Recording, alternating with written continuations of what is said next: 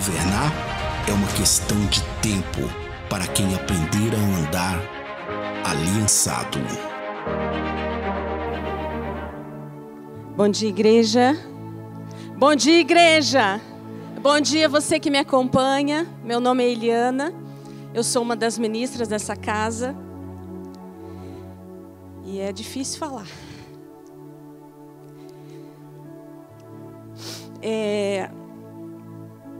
Eu quero saudar você que nos acompanha. Eu estou retornando hoje, depois de ser testada positivo para Covid.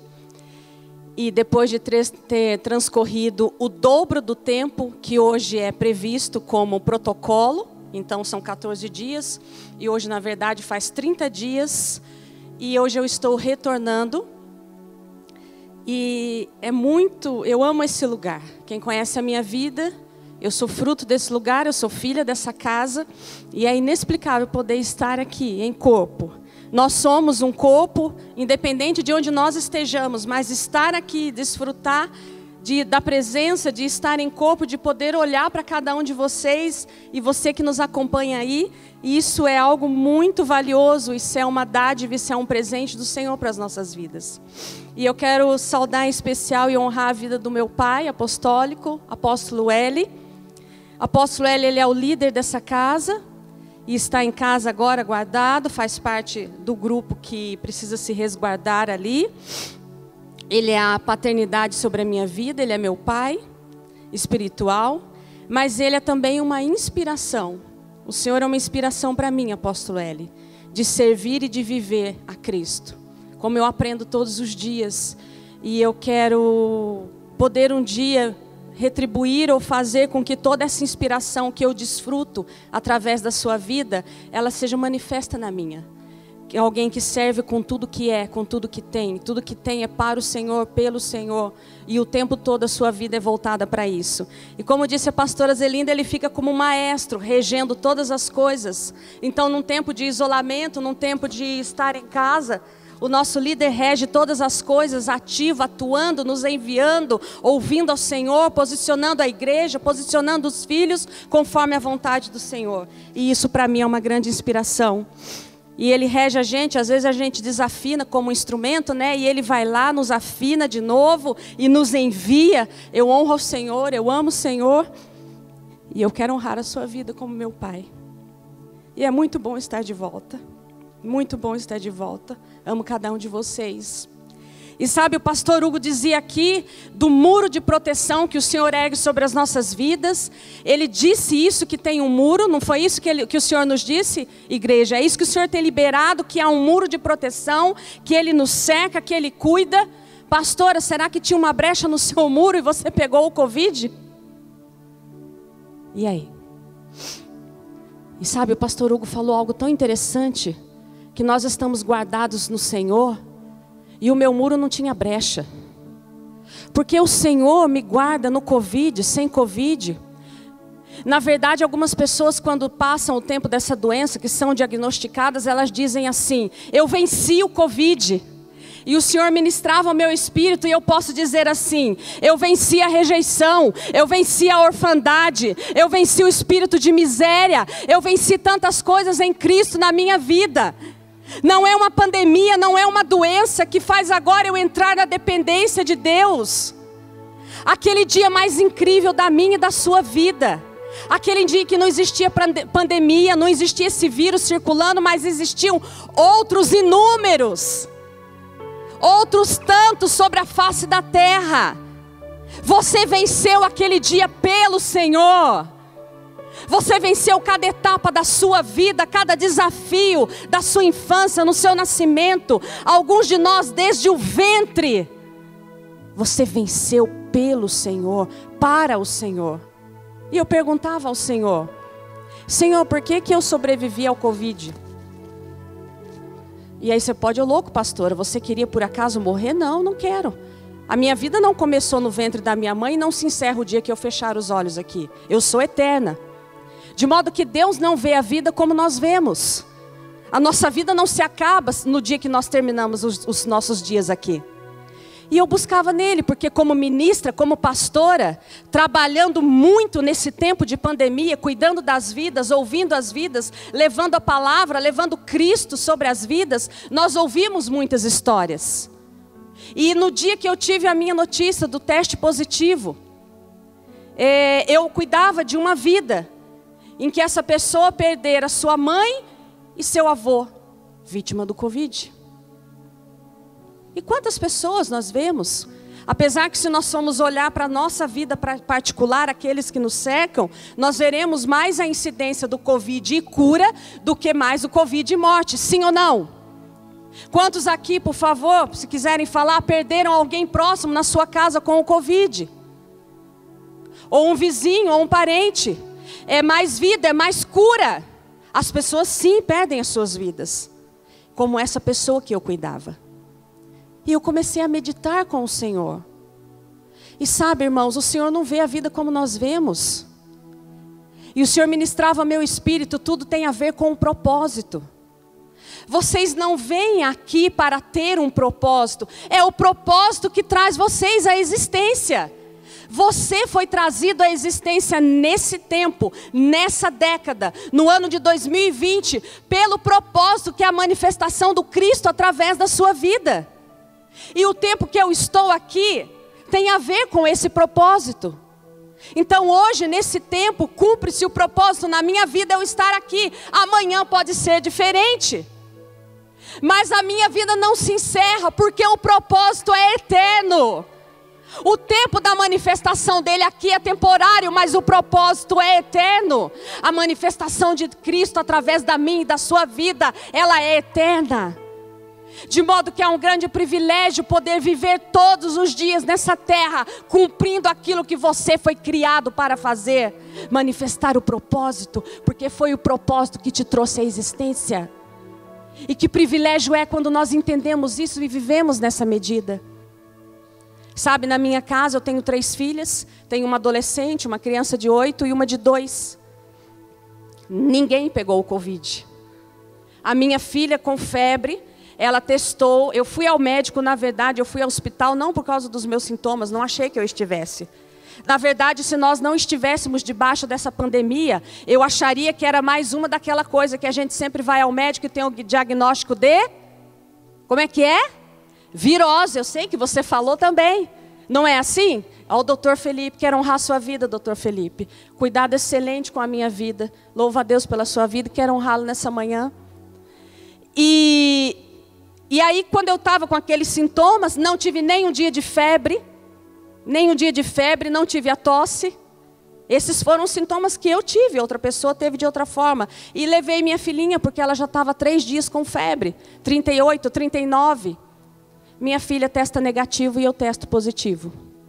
E mãe de criança pequena sabe como é, dá para fazer bastante isolamento, né?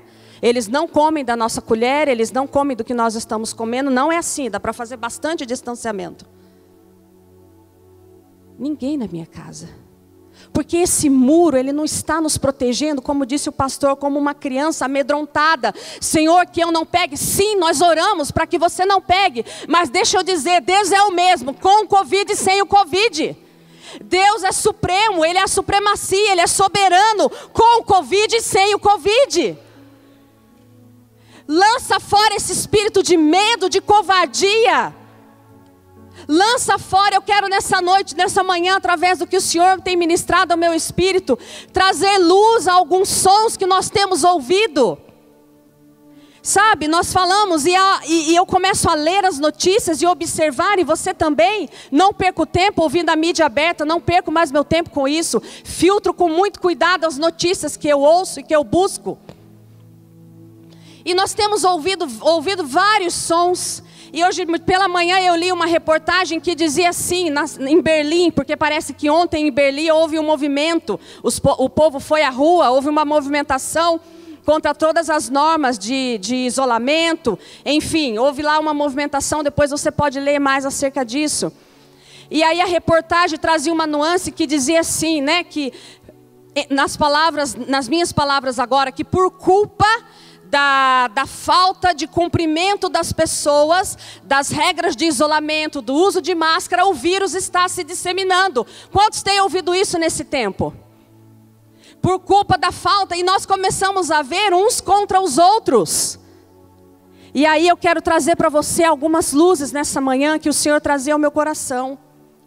O conhecimento científico que alguns estão usando, inclusive para dizer, a ciência é precisa, precisamos confiar na ciência. E eu faço um determinado curso, e nesse curso algum aluno levantou uma questão, é de gestão, e ele falava assim, nossa, na área de educação, e ele dizia assim, nossa, como a religião atrapalha o ensino das ciências, porque a religião ela é contra a ciência. E o Espírito Santo ministrava assim ao meu espírito, vocês não entendem nada. O que é o conhecimento científico?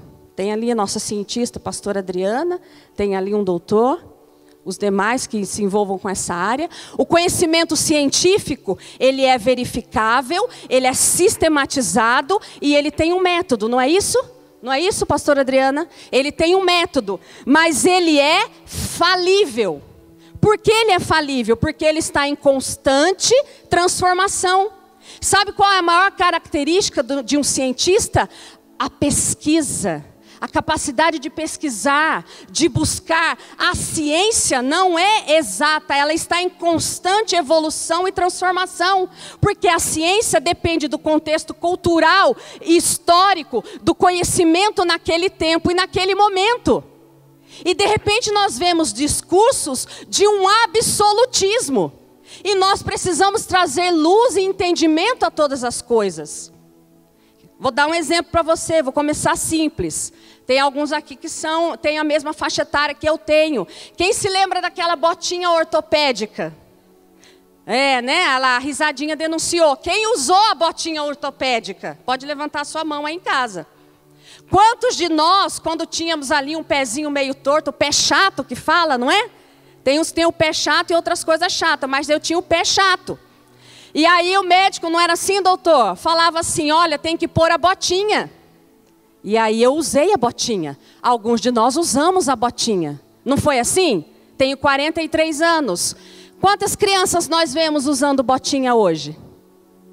Aí minhas filhinhas, eu tenho 2 que nasceram com a curvinha menos acentuada. E aí levei-as porque eu tenho uma experiência do meu histórico, do que eu vivi. Um conhecimento de senso comum. Então no meu senso comum, eu lembro que o doutor receitou a botinha. Corro para o ortopedista. E o que o ortopedista diz? Não, mãe. Na verdade, o conhecimento científico e a pesquisa descobriu que aquela botinha não tem eficácia nenhuma. Na verdade, ela funcionava como mais um alívio para que aquela mãe, aquele pai, não, eu estou fazendo algo pelo meu filho para que a pisadura dele seja melhor. Na verdade, faz parte de todo o esquema corporal dele, do desenvolvimento. É lógico que não estou falando dos casos específicos, mas de modo geral, é a forma como ele pisa e todo o seu corpo vai se ajustar para aquela pisada. Não é assim, doutor? Olha que coisa, gente, usei mais de 3 anos a botinha. Porque a ciência não é absoluta, ela está em constante transformação. Quantos aqui, quando estudaram, Plutão era um planeta? Lembra o Plutão? Gente, o Plutão, lembra? O menorzinho, pequenininho. Não era planeta? Agora não é mais. Nossa, a ciência é isso, é pesquisa, é mudança, é evolução. Então no começo dessa conversa lá em março, busque aí, eu busquei fontes que são acessíveis a todos. Portal de notícias UOL, 31/3/2020.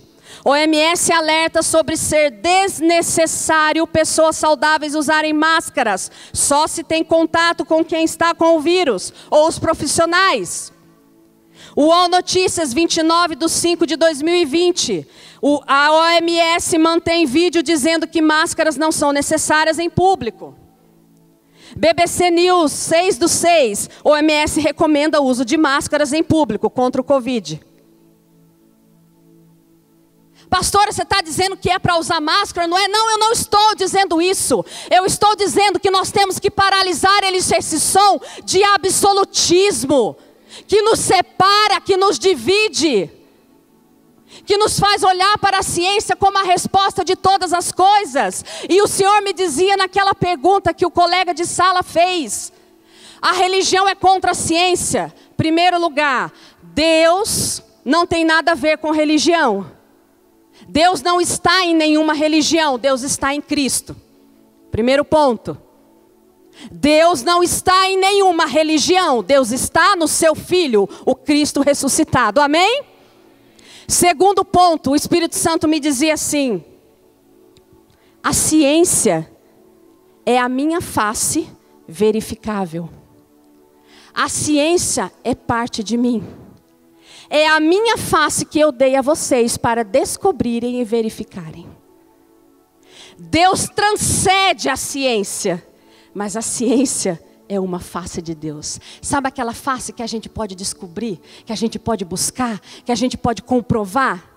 O que são os movimentos das águas? O que são os ecossistemas naturais? Quem criou tudo isso não foi o Senhor? E nós vamos descobrindo, e o Senhor me dizia: a ciência é a minha face verificável, é a minha face verificável, é aquilo que vocês podem verificar e descobrir. E é por isso que a ciência avança. E como pregava ontem o apóstolo Cristiano, sobre o mundo que nós vivemos hoje. Meu Deus, olha a condição da saúde nos tempos de hoje, da ciência, das descobertas. Se você for estudar, por exemplo, sobre a criança, Estatuto da Criança e do Adolescente, veio depois da Constituição de 88. A criança não tinha nem direito antes disso, ela não era alvo legal de direito, não é isso, Ricardo? Está lá o nosso jurídico. A criança não tinha nem direito, ela não era vista como alguém digna de direito. Ei, olha que tempo distante, a Constituição é de 88. A criança, quando ela foi regulada, sabe como ela era classificada? Menor delinquente. Que mundo é esse maravilhoso que alguns saudosistas diziam? Não, bom era lá, no tempo do vô e da avó. Cada época teve a sua manifestação. E nós vivemos num tempo de grande manifestação e luz do Senhor sobre a terra. Que tempo maravilhoso que era dos meus avós, aonde era tudo tão puro. E aonde o abuso era ocultado, escondido. Porque você, como ministra, se ouve as pessoas. Eu sou uma privilegiada por não ter passado por abuso. Porque eu concluo ouvindo as vidas que o abuso é quase que a regra na faixa etária em que eu me encontro. Que mundo é esse? Então nós precisamos trazer luz. Nós precisamos entender o tempo que nós estamos. E você jovem que nos ouve, você jovem, vá à ciência, sabe por quê? Se o Senhor diz que a ciência é uma face dele, deixa eu te dizer, a ciência, ele falava, é uma pequena face do que eu sou. Você tem a mente dele ampla e completa. Vá à ciência e traga a mente dele à ciência. Vá à medicina, vá à odontologia, vá à física, vá à química, porque você tem a mente dele e ele vai derramar dessa mente como uma ciência comprovável, com exatidão, com clareza, com precisão. Não tem nada a ver com o que eu vou pregar hoje, mas o Senhor, eu numero as minhas páginas de 1 a 5, o Senhor me fez colocar o 0. O zerinho era isso que ele queria que falasse. Vamos ouvir com clareza. Vamos entender a voz que nos comanda. Nem direita, nem esquerda, nem centro. O que nos governa é Cristo. Nós precisamos entender o que nós carregamos. Nós precisamos entender o nosso chamado. O nosso chamado não é estar guardado e atemorizado. Nada vai me atingir. Nada, não, esse não é o nosso chamado. E aí eu pego o Covid. Em casa ninguém pegou. E aí eu tenho uma interrogação: aonde eu peguei o Covid? Eu não sei. Sabe por quê? Quem aqui já entrou no mercado desde que começou o isolamento? Quem já foi ao mercado? Aí eu nunca fui. Sabe por quê? Não é do medo do Covid. Eu não gosto de mercado. Daí juntou tudo. Falei, Alexandre, você vai? Porque eu não gosto. Aquele negócio de andar nas prateleiras. Não gosto. Lá em casa quem faz compra é o meu esposo. Então foi mais uma, né? Então eu não entrei em mercado. Eu fiquei isolada com as minhas filhas. Os cultos presenciais não tinham começado. E eu peguei o Covid. E sabe de todas as pessoas que eu tive contato, quem pegou o Covid? Ninguém. Nenhuma pessoa que eu tive contato teve o Covid. Porque lá no começo dessa conversa, para que era o isolamento? O isolamento era para que nós não pegássemos o Covid? O isolamento era para que desse tempo dos órgãos públicos, dos governos se ajustarem e promoverem os leitos para que daí quando pegasse, porque um vírus tem que fazer a sua movimentação natural, os leitos estivessem disponíveis. Opção 1, opção 2. Opção 2, busque, valer. Olha, nós vamos nos guardar, porque daí o vírus vem, é inevitável. E aí quando ele vier, já tem os leitos, os hospitais de campanha, os respiradores. Não foi assim a conversa? Daí agora é assim. Você está barrando aí. Você está pondo a vida do outro em risco. Você agora está transmitindo o vírus. Máscara salva vidas. Oh, eu passei em frente ao lugar que estava escrito que a máscara salva a vida. Ei, nós precisamos trazer clareza e entendimento. Oferecei o seu corpo como sacrifício vivo. Esse é o nosso culto racional. A nossa fé não é irracional, não é amedrontada, não é atemorizada. Ela é viva, ela é racional. Ela é inteligente. E o meu convite nessa manhã para você é que julgue todas as coisas de acordo com o espírito que habita em você. Não com o espírito de medo, de covardia. Nós somos sujeitos às autoridades, porque nós entendemos que ela vem do Senhor, porque é assim que o Senhor nos diz. Mas a nossa individualidade, a nossa unidade, ela é em Cristo. Eu repreendo essa voz que nos coloca uns contra os outros. Pessoas se levantando contra a outra sem discernir uma intenção e uma movimentação política por trás. Não é a máscara que salva a vida, não é o isolamento que salva a vida. Não é o distanciamento social que vai trazer cura. Quem salva a vida é o Senhor, no tempo que aprove a Ele que você exista. E sabe que interessante? Sarei do Covid, passou o tempo, passaram os efeitos. O único que fica é um pouco de falta de ar. Tive a falta de ar. Passa uma semana, leva um tombo, caio de cabeça. Cabeça, sabe quando você cai que nem uma jaca, que a cabeça bate assim, ó, quica. Né? O doutor Felipe me acompanhou. Falei, eita, aqui o diabo está. A minha vida pertence ao Senhor. A sua vida pertence ao Senhor. Se for da vontade dEle, amanhã eu não estou mais aqui por inúmeros motivos. Mas nós precisamos trazer essa canção que nós declaramos no começo. Como é que nós cantamos a primeira letra, Roger? Me ajuda a lembrar que falava da vida, que falava que a nossa vida é dEle, que nós confiamos nele. Nós falamos muitas vezes isso da boca para fora, mas estamos atemorizados, estamos com medo, estamos presos pelo medo. Mas a vida pertence a Ele, e é Ele que te guarda, é Ele que nos guarda, é Ele que guardou a sua vida até hoje, meu irmão. Sabe, nós temos que ser aquele, e isso me incomoda muito quando eu vejo pessoas que declaram a sua fé, ou que declaravam, e que agora estão mais atemorizadas do que aqueles que estão no mundo. Levante-se, acorde, repreenda essa voz de medo sobre a sua vida. Você é filho de Deus, e é isso que o Senhor quer falar nessa manhã. Nós estamos numa manhã de ceia. Você aí em casa que não preparou os elementos, prepare. Já teve tempo em que eu fiz a minha ceia com aquele suco de uva integral, né? Aquele de garrafa de vidro. E já teve dias em que eu fiz com água. Não interessa o elemento que você põe, interessa o elemento que você é. E você é filho. Separe os elementos, venha à mesa. E o Senhor quer falar comigo nessa manhã. Terminei o zerinho, Senhor. Atenção ao que está acontecendo. Vamos só para a página 1. Nunca pensei que eu ia dizer isso, mas eu tenho tanto para falar. Porque o púlpito nessa casa, para você que nos visita, para você que nos acompanha, não é algo almejado. Não é um objeto de status. Não é. Porque aqui nós buscamos a manifestação e o temor de falar somente aquilo que o Senhor quer falar. Esse é um lugar de tremendo privilégio no sentido de poder comunicar a voz dEle. E não há algo que eu possa falar, porque não há nada em mim que eu possa falar que sirva a sua vida. Se não vier da parte dEle, amém? E hoje eu tenho muito a falar, porque Ele disse... E o Senhor quer falar nessa noite de ceia, nessa manhã de ceia, o Senhor trazer ao meu espírito as duas mesas. A mesa da velha aliança e a mesa da nova aliança. A mesa que está posta diante de nós é a mesa da nova aliança, é a mesa do novo pacto. Jesus, quando faz ali a ceia, ele diz: esse é o tempo de uma nova aliança, um novo tempo. Essa é a mesa que está posta.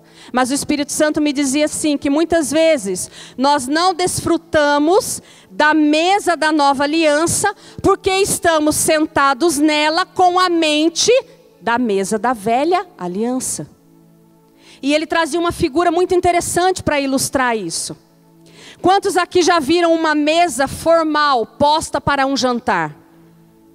Sabe aquela mesa em que ela tem aqueles inúmeros talheres colocados à esquerda e à direita, e ali estão os garfos à esquerda e as facas à direita, e aí tem uma colher e os copos estão alinhados, e 4 copos posicionados, os talheres de sobremesa à frente.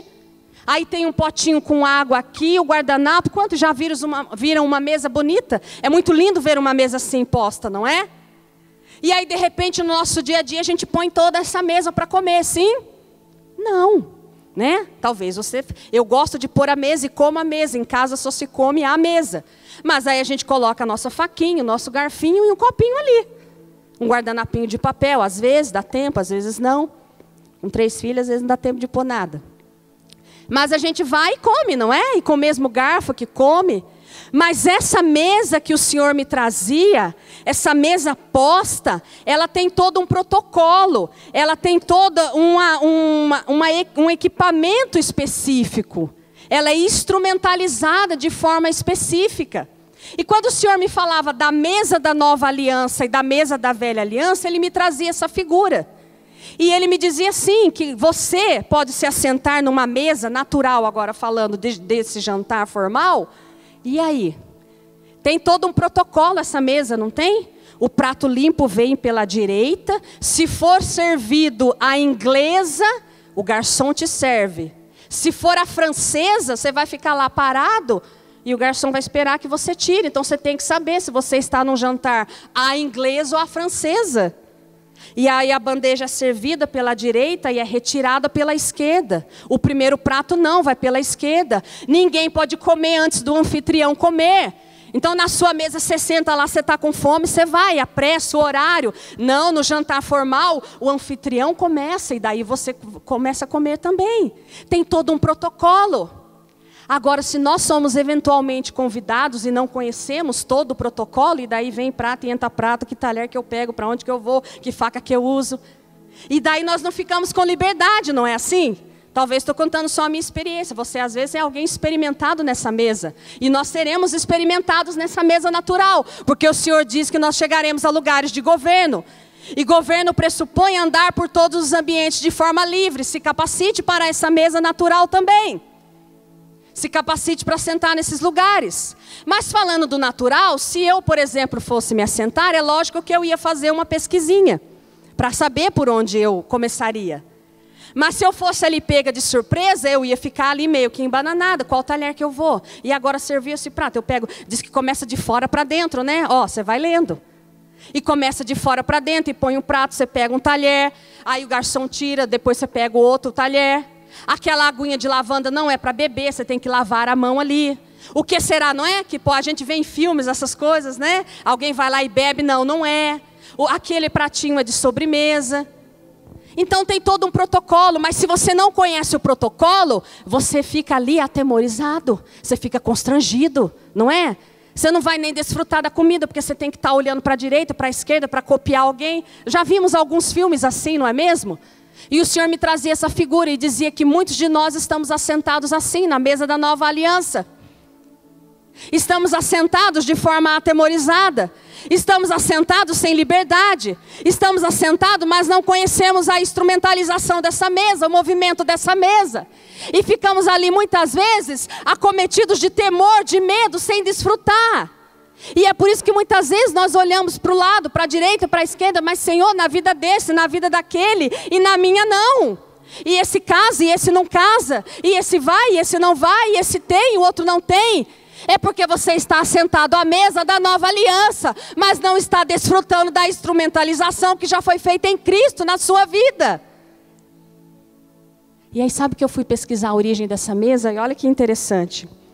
Mas por que começou tudo isso? Será que é frescura só? Porque lá em casa é o garfo, a faca e olhe lá.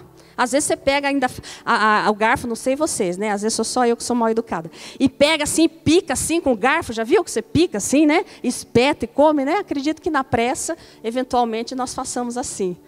É frescura tudo isso, né? E aí sabe por que nasceu essa mesa? Essa mesa, naturalmente falando, ela nasceu como uma forma de separar os nobres legítimos dos burgueses recém-enriquecidos. Então tinha os nobres que era carimbado com nobreza, o cara nasceu nobre, né? Nasceu no tal berço nobre, ele é nobre, ele viveu nobre. E aí tinham aqueles que pela movimentação, pela Revolução Industrial, por todo o capitalismo, eles começaram a ter uma ascensão social. Então eram os novos burgueses. Então os nobres, como uma forma de se distinguir, porque embora eles tivessem dinheiro, eles não tinham aquela cultura nobre. Então criou-se todo esse protocolo de mesa, onde se aparata com cada coisa específica para distinguir a nobreza legítima. E o Senhor me dizia assim: a mesa do novo pacto é para os meus filhos que são nobres legítimos.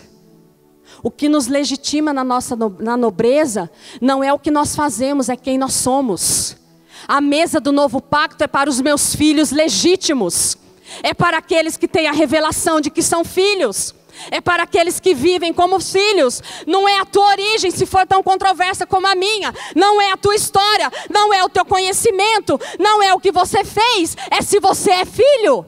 Se você é filho, a mesa está posta. Desfrute. Essa é a condição para se assentar à mesa. Filhos legítimos. E por que filhos legítimos? Pastor, eu posso não ser um filho legítimo? Pode. Mas não pelo Senhor, mas pela tua mente. Como eu fui muito tempo, Ele me fez filha, Ele me olhava como filha, Ele me tratava como filha, mas eu me via como órfão. Então eu não pude assentar a essa mesa, eu não pude desfrutar dessa mesa. Porque eu estava sentada nela, Ele me colocou nela, mas eu olhava para a direita, eu olhava para a esquerda, eu olhava tudo que aquela mesa trazia sobre a minha vida, e eu dizia: eu não posso, eu não consigo, eu não sei desfrutar, até que Ele me cura da orfandade, e eu me torno uma filha legítima, e agora eu desfruto do fruto do mar, eu desfruto daquele, como chama, o escargot, eu desfruto de tudo que tem nessa mesa. Eu desfruto da minha paternidade, eu desfruto de ser mãe, eu desfruto do desafio de ser esposa, eu desfruto do meu ministério, eu desfruto de tudo que está nessa mesa, porque eu sou filha e me assento nela, e esse é o nosso chamado. Vá comigo lá em Êxodo 12, o livro de Êxodo, e nós vamos fazer o Senhor fez comigo um paralelo entre essas duas mesas. Porque a primeira ceia instituída foi a ceia quando o povo sai do Egito, naquelas 10 pragas, quando vem ali o Senhor na última praga ferir os primogênitos, não é isso? Quantos se recordam? E Deus dá uma ordenança a Moisés e a Arão, de que o povo faça uma ceia, de que o povo mate um cordeiro, asse o cordeiro, que o sangue seja passado nos umbrais, e aí o anjo da morte, é isso mesmo? É 11:20? Meu Deus, o anjo da morte que passa não tocaria aquelas casas. E aí o Êxodo 12, do 3 ao 6, vá comigo por favor. Êxodo 12, do 3 ao 6 diz assim: falai a toda a congregação de Israel, dizendo: ao 10º dia deste mês tomará cada um para si um cordeiro, segundo as casas dos pais, um cordeiro para cada família. Se a família for pequena demais para um cordeiro, toma-la juntamente com o vizinho, mais próximo da sua casa, conforme o número de almas, conforme o comer de cada um. Fareis a conta para o cordeiro. Até aqui. Então a palavra aqui, para a instituição dessa primeira ceia, diz de forma clara: cada família toma o seu cordeiro, de acordo com a casa do pai. Um cordeiro sem mancha e sem mácula. Na mesa da velha aliança, a família tinha que pegar o cordeiro, matar o cordeiro, temperar o cordeiro, assar o cordeiro, pegar o sangue, passar nos umbrais.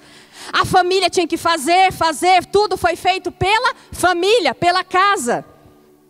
E isso destrava uma mente em nós, a mentalidade de que a justificação vem pelo que fazemos, a aceitação vem pelo que fazemos, porque só a família que fez, que passou o sangue nos umbrais, que tinha uma evidência externa, só essas famílias foram preservadas. E muitas vezes nós sentamos hoje nessa mesa que está posta, que não é mais a mesa da velha aliança, mas é a mesa da nova aliança, com essa mentalidade do fazer. Mas tem um porém. Na mesa da nova aliança, o cordeiro foi provido pelo Pai.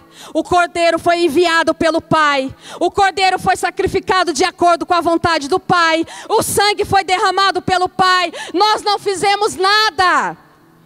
Porque a justificação vem pela graça, não vem pelo que nós fazemos.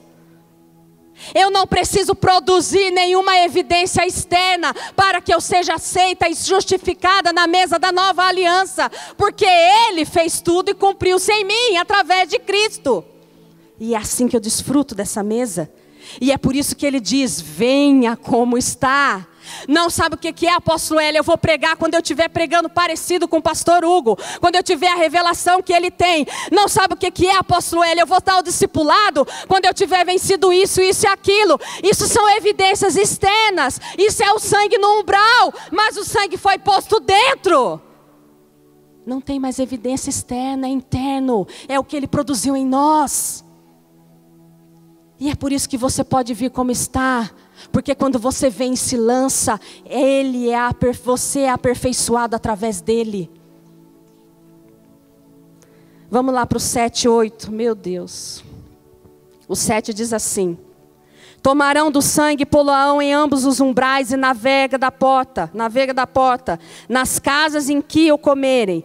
E naquela noite comerão a carne assada ao fogo, com pães ázimos, com ervas amargosas e comerão. Então deixa eu perguntar.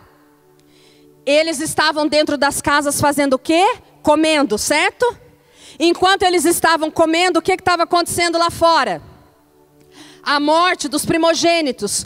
Por que eles conseguiam se assentar à mesa de forma tranquila e comer? Porque eles estavam protegidos e seguros com aquela marca no umbral. A segurança dos hebreus vinha do sangue nos umbrais, um sinal visível para que o anjo da morte não levasse os primogênitos que tivessem aquela marca. E por isso eles se assentavam à mesa. Aí sabe o que é? Para desfrutar da mesa na nova aliança, não é mais o sangue nos umbrais. Não tem mais um sinal externo para nos dar segurança. E o problema é que hoje nós vivemos um tempo de desafio. Tudo foi paralisado.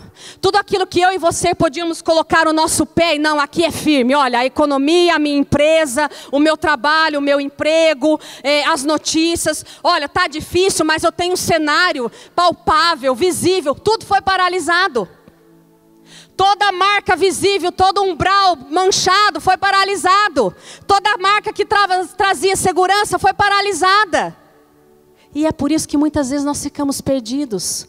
Porque não estamos entendendo o tempo que nós vivemos. Na mesa da nova aliança não é o sangue no umbral. Na mesa da nova aliança não é se tudo vai bem. Não é se não peguei o Covid. Não é se eu não perdi o meu emprego. Não é se o meu casamento também vai bem. Na mesa da nova aliança não são sinais externos. É aquilo que acontece dentro de você. E é por isso que nesse tempo de desafio, nesse tempo que o mundo foi paralisado, você dentro de você pode estar passando pelo maior processo de transformação da sua vida, da revelação de quem você é. Pastora, isso é possível? Sim, esse tempo é para isso. Porque é dentro. Quem você está se tornando, o que você está comendo. Não depende de nenhum sinal externo, porque os sinais externos é de um dia para o outro. De um dia para o outro tudo muda. É dentro, é no seu espírito. A mesa está posta lá, pelo corpo e pelo sangue do Cordeiro. A igreja pode ter sido fechada. As bocas podem ter sido cobertas por máscaras. O isolamento pelo Covid. Mas no espírito nós estamos assentados a essa mesa, desfrutando com liberdade. Conhecemos o protocolo. Conhecemos como se faz. E se quiser lavar a mão e beber aguinha, bebe. Porque a mesa é do Pai. E foi posta para você. foi posta para você. Êxodo 12:15, pastora Adriana, meu Deus. Porque naquela noite passarei pela terra do Egito e ferirei todos os primogênitos na terra do Egito, tanto dos homens como dos animais, e sobre todos os deuses do Egito executarei juízo. Mas o sangue vos será por sinal nas casas em que estiverdes. Vendo eu o sangue, passarei por cima de vós, e não haverá entre vós praga para vos destruir, quando eu ferir a terra do Egito. Vou até aqui. Não precise mais. E neste dia vos será por memorial, e celebrá-lo-eis por festa do Senhor, através das vossas gerações, e celebrareis por estatuto perpétuo. Então aqui, o que acontece? Os hebreus, eles tinham que, eu não vou continuar lendo, porque senão nós vamos tomar mais tempo, mas o Senhor deu uma instrução de que eles tinham que tirar o fermento do pecado. Eles tinham que fazer depois da festa, depois do cordeiro, eles tinham que fazer a festa dos pães ázimos, onde se tira o fermento do pecado. O pão ázimo era o pão sem fermento, e o fermento uma representação do pecado. Por aquele tempo eles tiraram o pecado, mas a natureza pecaminosa era parte da vida deles. Se absteram de comer aquele pão naquele tempo, mas essa natureza fazia parte deles. E se você for comigo rapidamente em João capítulo 6... João 6, o verso 47 e 48 diz assim, acerca da mesa da nova aliança: em verdade vos digo, quem crê em mim tem a vida eterna. Eu sou o pão da vida. Aquelas pessoas na mesa da antiga aliança separaram o fermento, mas a natureza não foi transformada. Mas na mesa da nova aliança nós podemos nos assentar com liberdade, porque quem crê nele tem a vida eterna. A vida dele em nós, que é livre, separada do pecado. Esta vida está em você. De modo que não são atos ou atitudes externas que nos separam do pecado, mas é tão somente você deixar que essa vida que já habita em você governe os seus pensamentos, as suas atitudes, os seus dias, aquilo que você faz. Quando você escolhe que essa natureza te governe, você é separado pelo pecado, porque o Senhor separou o pecado e trouxe essa natureza sobre as nossas vidas. Ela está em nós. Êxodo 12, 24, 27.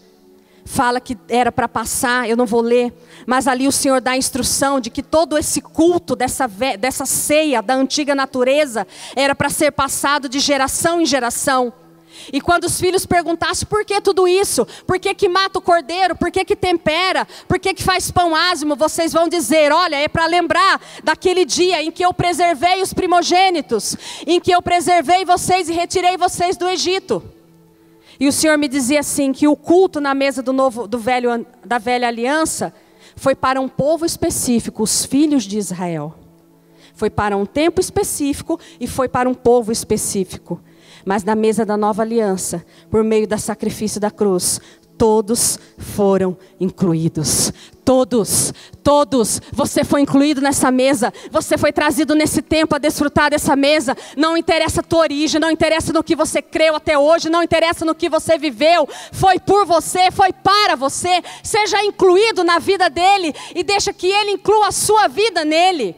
O sacrifício da cruz foi para todos.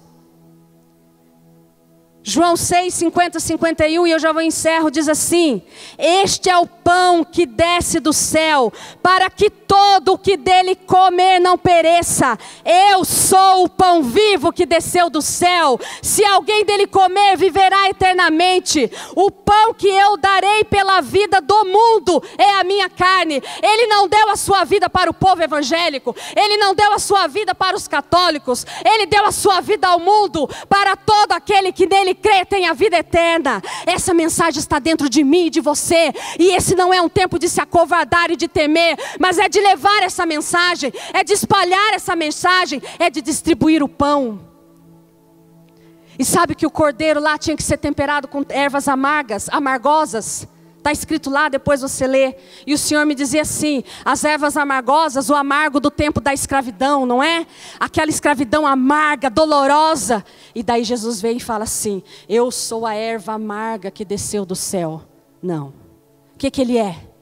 Ele é o pão da vida. Alguém já viu alguém falando assim: ai gente, vou comer um pão ali com presunto e queijo derretido, ai que tristeza.